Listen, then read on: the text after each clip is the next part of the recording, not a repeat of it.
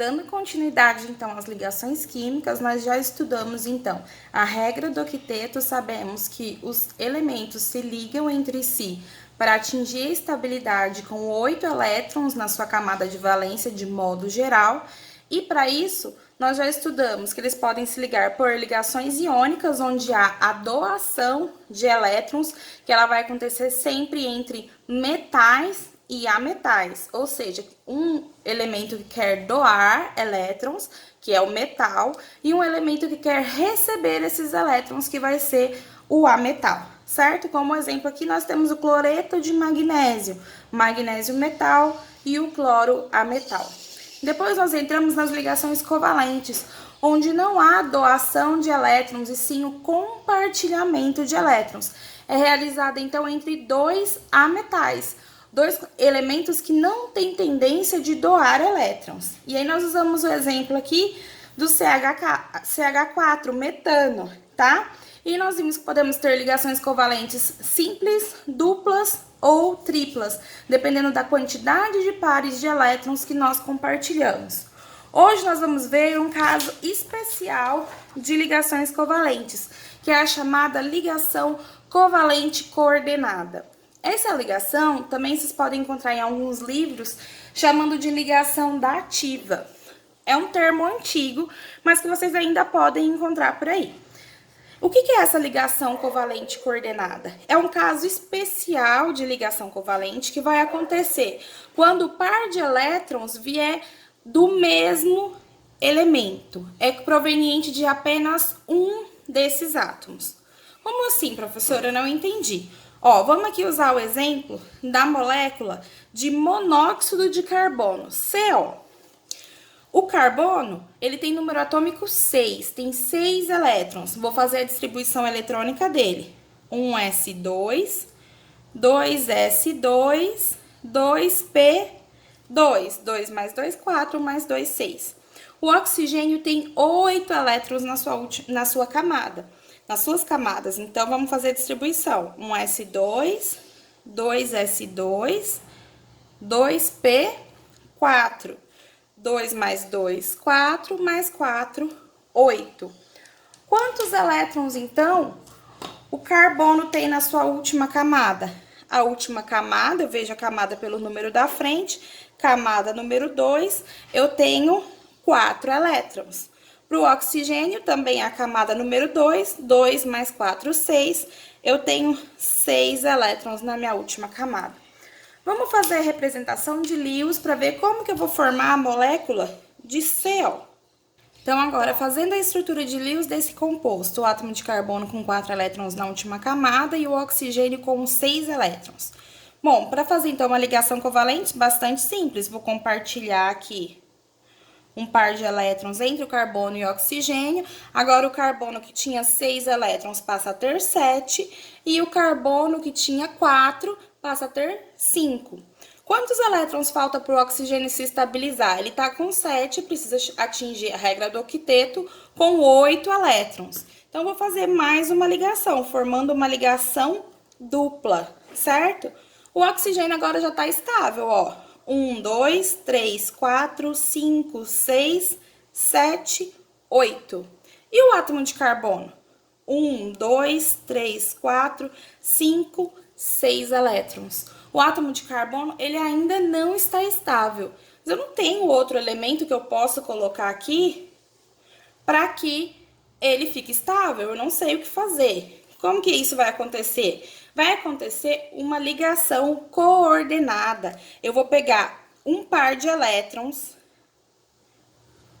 do elemento que já está estável. Olha aqui.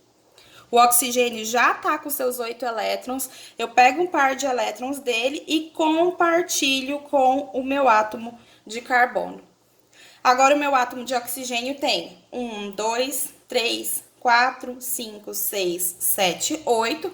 Continua estável, como ele já estava. E agora, o meu átomo de carbono. 1, 2, 3, 4, 5, 6, 7, 8. Agora, todo mundo está estável. Então, como que eu vou representar isso?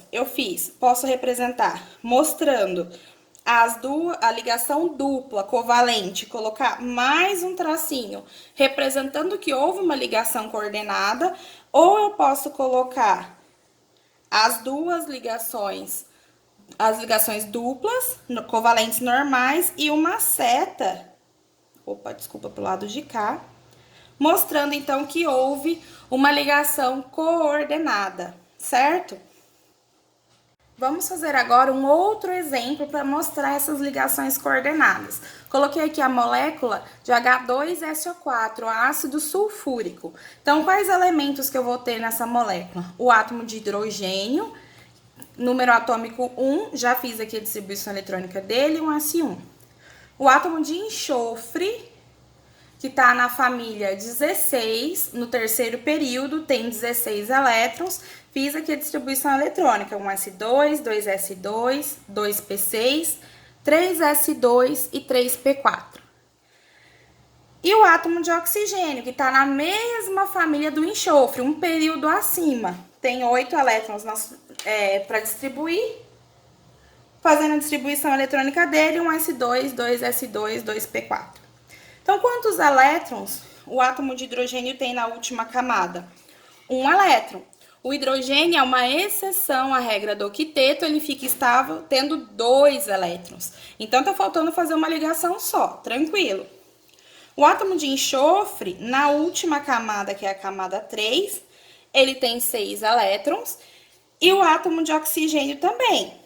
Só que ele tem 2 camadas, o que já é esperado. Quem está na mesma família tem a mesma quantidade de elétrons na sua última camada.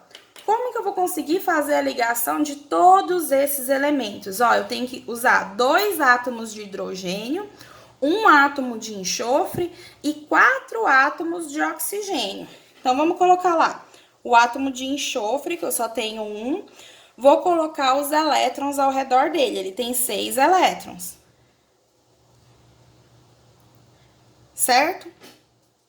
Se eu ligar o hidrogênio aqui direto com esse átomo de enxofre, eu não vou conseguir preencher todo mundo. Eu vou ligar um hidrogênio aqui, um aqui, sobra 3 elétrons para eu conseguir fazer ligação com 4 átomos de oxigênio. Então, eu vou tentar ligar os oxigênios primeiro. Esqueci de um aqui. Então, vamos lá. Ó, vou colocar um átomo de oxigênio aqui. O átomo de oxigênio também tem 6 elétrons. Fiz uma ligação covalente, certo? Agora, tanto o enxofre quanto o oxigênio tem 7 elétrons na sua última camada. Posso colocar o quê? Um átomo de hidrogênio aqui. Estabilizei o átomo de hidrogênio, porque ele fica estável com 2 elétrons na sua última camada, exceção à regra do octeto, certo? O oxigênio também está estável, 2, 4, 6, 8 elétrons. E o enxofre? Ainda não, ó. O enxofre tá com 2, 4, 6, 7 elétrons. Eu tenho mais oxigênio, mais hidrogênio para colocar. Então, eu vou fazer a mesma coisa aqui do outro lado, ó. Vou colocar outro átomo de oxigênio.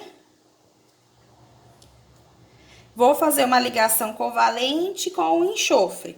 Agora, o enxofre está estável. 1, 2, 3, 4, 5, 6, 7, 8 elétrons. O hidrogênio está estável, o oxigênio, o enxofre, todo mundo tranquilo. Falta eu estabilizar esse último oxigênio, que está com 2, 4, 6, 7 elétrons. Ah, mas eu tenho um hidrogênio ali, ó. Eu tenho que usar 2, eu só utilizei 1 até agora.